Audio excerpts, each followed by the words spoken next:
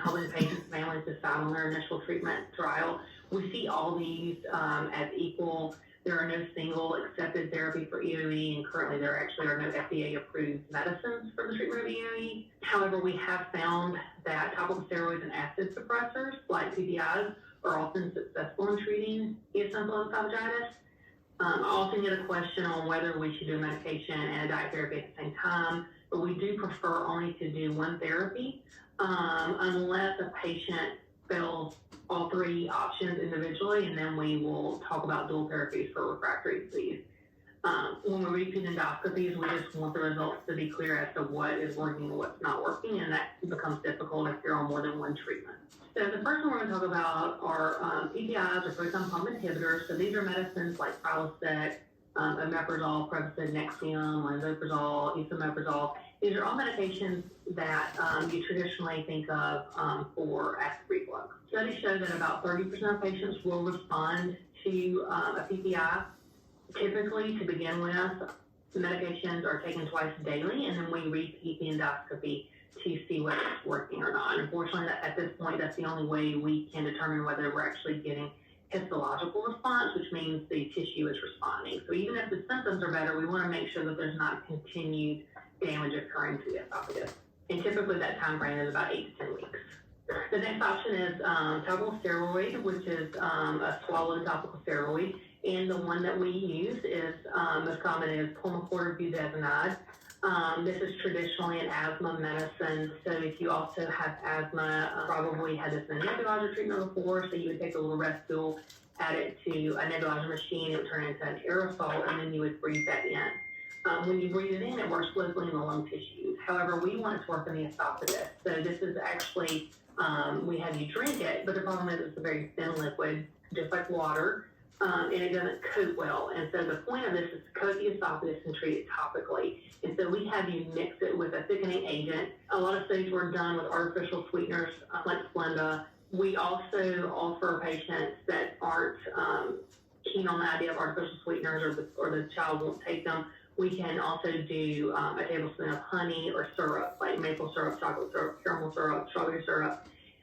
This is also taken twice a day. The big thing with this one is nothing to eat or drink for 30 minutes afterward, because again, we want it to sit there and work topically. We don't want to wash it off.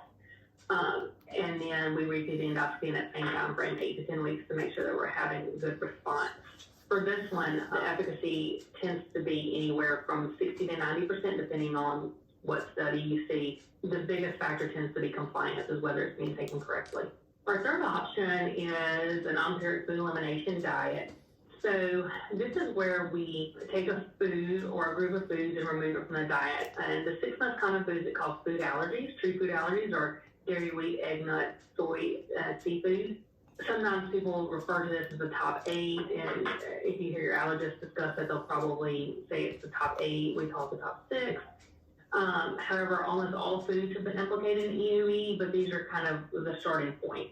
So what you would do is remove 1 or 2 foods from the diet, or more, 1, 2, 3, 4, 5, 6 from the diet, and then we would repeat the endoscopy in 8 to 10 weeks. If the endoscopy was clear after that endoscopy, then we know that we have captured your trigger somewhere within the foods that we removed.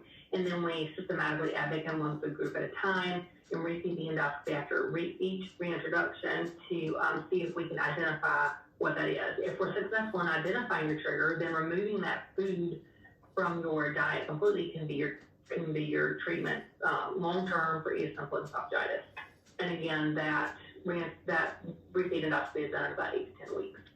So let's talk a little bit on why we treat EOE. So we treat it due to the chronic nature of the disease.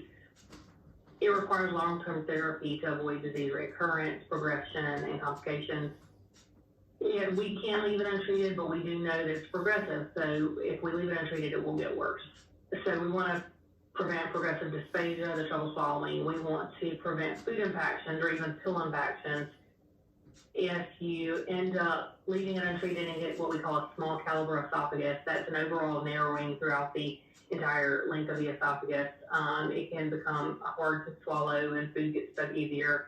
and fibrosis and strictures as well. Those are permanent scarring that often requires dilation to fix. So lastly, I would like to leave you with a few resources. These are some advocacy groups that we like to share with all of our patients. ACFID and Curative are fantastic resources for eosinophilic diseases. The Food Allergy Network is good for anyone with food allergies or anyone doing an elimination diet trial. So these are great resources. Obviously, you can always give us a call, but these are great resources to go to for information. Lots of school resources, 501 plans, examples, those types of things. Thank you for joining us today. I enjoyed this opportunity to speak with you, and I hope to see you all in person soon.